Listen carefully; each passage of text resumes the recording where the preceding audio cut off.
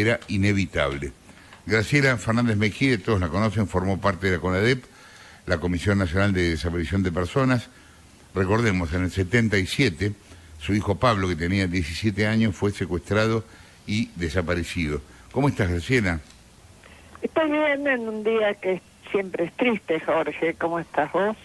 Bien, bien. Me impresiona que es una pavada, ¿no? Pero que de todos los que estamos acá en la mesa, menos Andrea y yo, nadie vivió el golpe, nadie era ni siquiera adolescente. Por suerte son tan jóvenes como para no haberlo vivido y ojalá nunca les toque nada, ni siquiera parecido.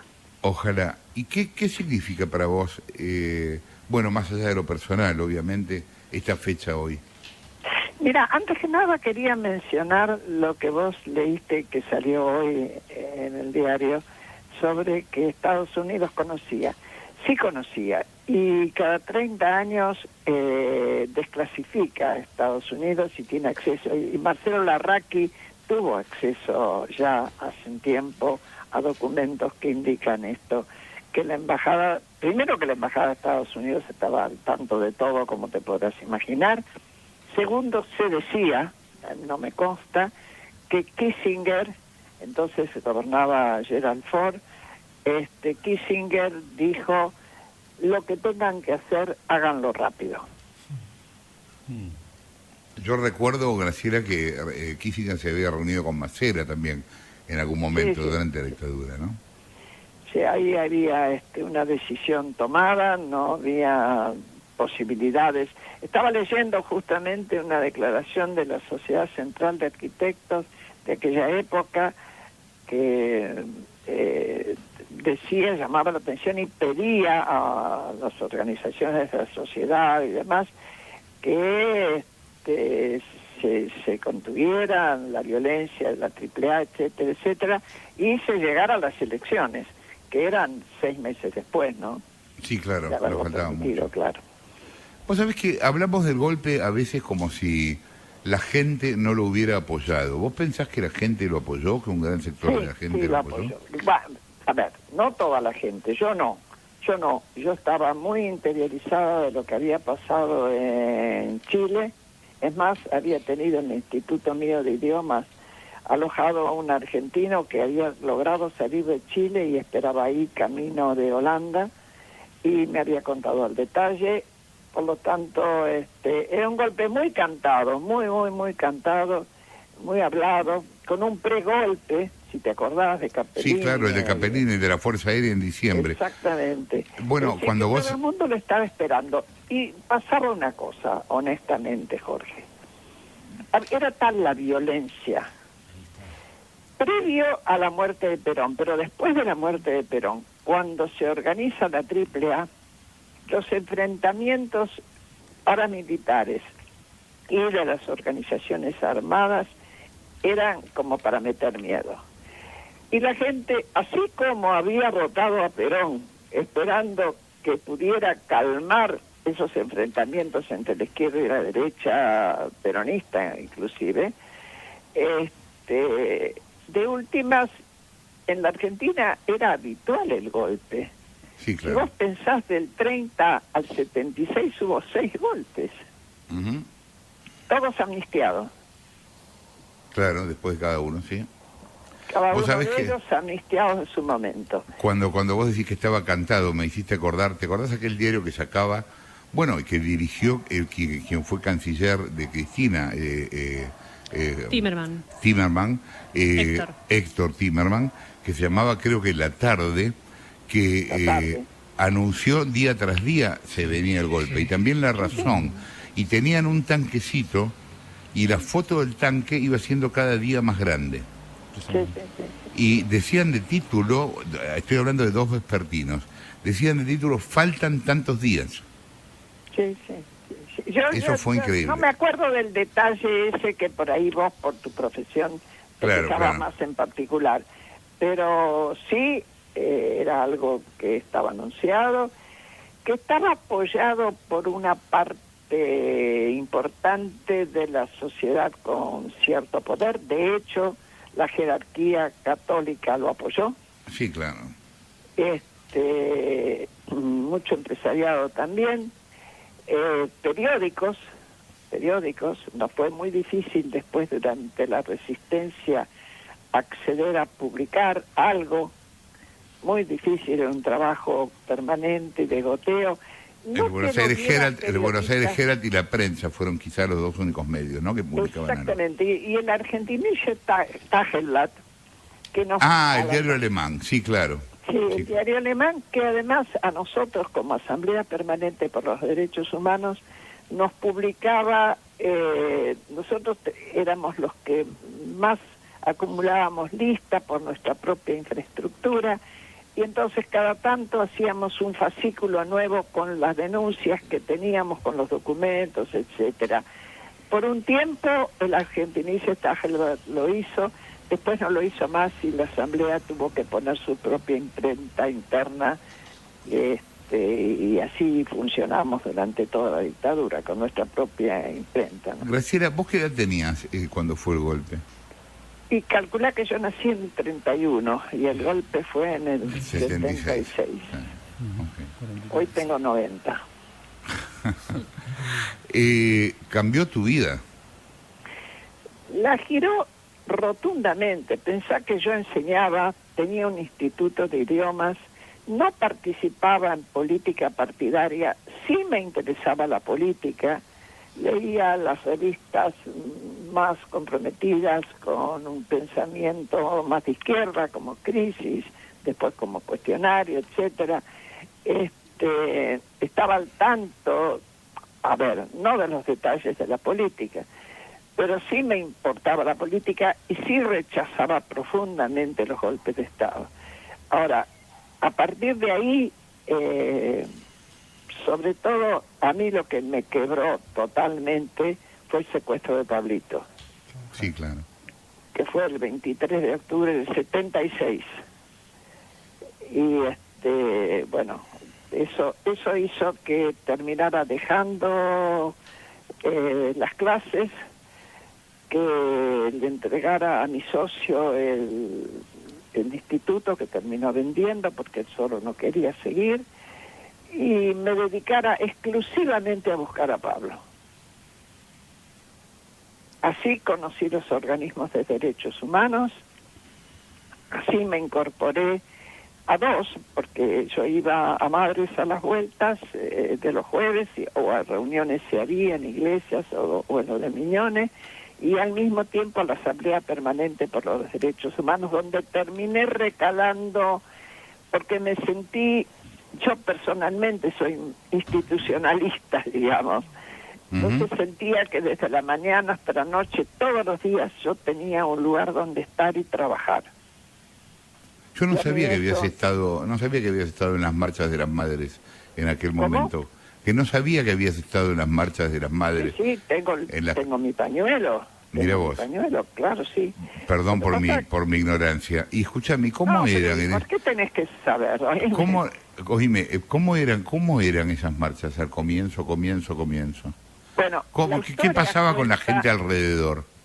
La historia cuenta que un grupo de madres estaba frente a la plaza sin hacer nada, demandando con su presencia muda y sin los pañuelos que se usaron después,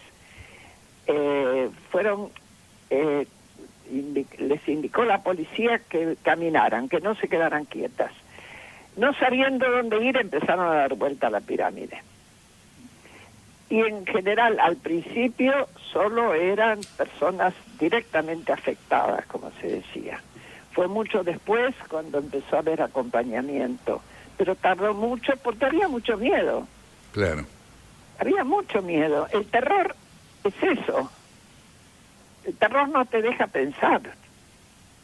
Está hecho para eso. Y el Estado tiene la capacidad de desarrollar un terror total y garantizarse la impunidad. Que esa es la diferencia con las organizaciones guerrilleras, que no se podían garantizar la impunidad porque no eran el Estado. Martín. Hola, ¿cómo estás, Graciela? Martín Tetaz. Martín, ¿cómo te va? Aprendemos desde chiquitos, desde la escuela, hay una tradición de enseñar la historia fragmentada en fechas, ¿no? Como si hubiera hitos, como si no fueran procesos que se van generando, como si alguien pudiera sacar una foto, 24 de marzo de 1976. ¿Por qué en la historia argentina se construye ese hito del 24 de marzo del 76 y se ignora un poco lo que vos marcabas más temprano, que hubo un proceso de generación de violencia política en la Argentina desde el Estado, con por supuesto clandestinamente, ¿no? Haciéndolo a la sombra, ¿no? La AAA primero y después los grupos de tareas de las Fuerzas Armadas. ¿Por qué ese recorte del 76 para acá? ¿Siempre fue así? ¿Esto desde el 83 fue ese recorte o se profundizó últimamente? Ese recorte te demuestra la propia estrategia de Luder. ¿Por qué Luder no se atreve, a pesar de que había gente cercana a él que le decía algún tipo de justicia hay que hacer? ¿Por qué no se atreve? Porque era desnudar el enfrentamiento brutal entre dos partes de su propio partido. Cuando Alfonsín gana, que gana por aplastamiento y para mí por mucha cantidad de voto peronista ético, si no, no ganás la provincia de Buenos Aires, decide no empezar la investigación ahí con la AAA porque necesitaba gobernar con un partido que tenía los sindicatos y que, si te acordás, le hizo 14 paros. Pero sin embargo Firmenich fue condenado por los juicios también, ¿o no? ¿Cómo? Sí, Perdón, pero no te después oigo. Firmenich, no, te dice que Firmenich fue condenado por los juicios, pero eso fue después, eso fue... Eso fue después, es decir, no, cuando Alfonsín gana, da varios decretos, entre ellos la formación de la CONADEP y 2 decretos, uno de condena a las fuerzas a las 3 primeras cúpulas y otro de condena a la cabeza de las organizaciones guerrilleras. Esto se cumple. Firmenich estuvo 7 años preso hasta el indulto de Menem. Y en el caso de los militares, Alfonsín lo que dice es que debía juzgarlos en tribunal natural. El tribunal natural era el Consejo Supremo de las Fuerzas Armadas. Es decir, que la ley introduce un artículo que dice que en caso, en realidad el Código de Justicia Militar, le hacen una reforma y le ponen que en caso de que el Consejo Supremo no aceptara juzgar, se puede abocar o debe abocarse la Cámara Federal. 2 consejos supremos dijeron las órdenes fueron correctas. Es decir, que ahí cometieron una gran estupidez los militares. Claro. Porque ellos podían haber cerrado ahí. En cambio, al hacerse el juicio, durante el juicio, cuando se hace la sentencia, agregan no solo que iban a ser castigados y dan las condenas, las juntas, sino que hay que seguir porque son todos crímenes de lesa humanidad. Y por eso empieza la lista hacia abajo. Y por eso también los caras pintadas en Semana Santa, después, etcétera, claro. ¿No? Claro. ¿Gonzalo? ¿Cómo estás, Graciela? Gonzalo Sánchez te saluda. ¿Qué tal, Gonzalo? Bien, todo bien. Tengo una sensación pero te quiero preguntar esto, si la memoria del golpe cierra la grieta, porque mi sensación es que el gobierno, el oficialismo, se adueñó del discurso de la memoria y lo utiliza para mezclar todo con todo, para pegarle palos a opositores, a grupos económicos y lo que fuera. Y digo, un día como hoy, ¿cierra la grieta o sigue plantando bandera un sector del poder sobre la memoria y el discurso de la memoria? Y mira, hoy, la verdad, yo en esto tomo unas palabras de Sardina y Mellet, de un artículo de hace muy poquito. Yo no puedo pensar en el golpe del 24 de marzo del 76, salvando todas las distancias, marcando todas las diferencias, la intensidad y demás, sin pensar en Formosa. Ese recorte que vos decís fue una apropiación, una instrumentalización de los derechos humanos enganchados en los 70. Es como si después no se violaran más los derechos humanos. Por el solo hecho de estar en democracia. Y no es cierto. No es cierto. Se siguen violentando mientras haya violencia institucional, es decir, detrás de un hecho delictivo, de apriete, de detención indebida, de golpes, de agarrada de pelos, de todo eso, esté hecho por una fuerza de seguridad, por una institución del Estado, ahí hay violación a los derechos humanos. Marina. Graciela, Marina Calabro te saluda. ¿Cómo Marina, estás? ¿cómo estás? Bien, bien, siempre es un gusto escucharte. Hablabas un poco de los efectos de la amnistía, ¿Me pueden levantar un poquitito el retorno? Sí, y trato de hablar más fuerte también, más bueno, en un tono más elevado. Te decía que hablabas de los efectos de la amnistía, de un Estado que garantizaba su propia impunidad. Hago una traspolación un poco forzada, si querés, y pido disculpas porque voy a forzar un poco el argumento, pero pensaba en estos tiempos, pensaba en un ministro de Justicia que dice que Cristina quiere que la justicia la libre de culpa y cargo, pensaba en esta idea que cada tanto sobrevuela de indulto en el caso de que se declare una culpabilidad, de amnistía, etcétera. ¿Qué te pasa cuando escuchás esto que en un punto y conceptualmente remite a lo otro? Mira, así como, esto obviamente es un sentimiento mío, ¿no? Como en el 83 se dijo nunca más al atropello, nunca más a la violencia, nunca más a la violencia como herramienta de la política, nunca más la pérdida de la democracia, y lo dijimos fuertemente. Me parece que si ahora consintiéramos esto, estaríamos dando un bill de indemnidad a cualquier gobierno para que robara tranquilamente. Sí, un cheque en blanco sería. ¿Cómo? Un cheque en blanco. Es un cheque en blanco, una garantía, es decir, un permiso. Denle, muchachos, nomás, ya está. Nos resignamos. El lugar del poder es también el lugar de la apropiación del poder económico. Rolando. Graciela, buenos días. Hola, Rolando, ¿qué tal? ¿Cómo estás? Qué gusto escucharte siempre, te admiramos mucho acá, no solo por lo que sos y por lo que decís, por haberte vacunado haciendo la fila como todo el mundo, sos un ejemplo. En serio te lo digo. Eso a mí, alguien lo publicó de algunas de las personas que me reconocieron ahí y me pareció destacar lo normal. Sí, pero tenés a Purita del otro lado. Digo, no porque sea ella, pero tenés una chica de 18 años que no puede explicar cómo se vacunó, y vos que tenés 90 y que este país te ha hecho un daño enorme, hiciste la fila como todos los ciudadanos, por eso uno lo destaca como periodista, ¿no? Vos, por supuesto, con tu humildad de siempre no lo destacás.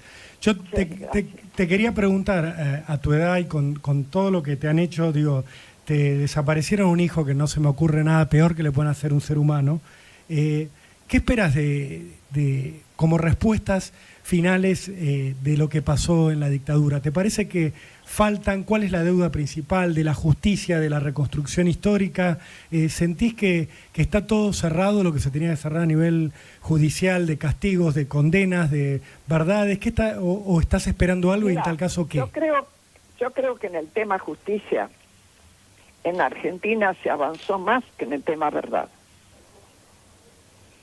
En Argentina se avanzó mucho en el tema justicia. Es más, a mi criterio, la forma de encarar las causas cuando se reabrieron los juicios, querella por querella, vos lo sabés muy bien, está llevando a gente que está siendo penada a 300 y pico de años.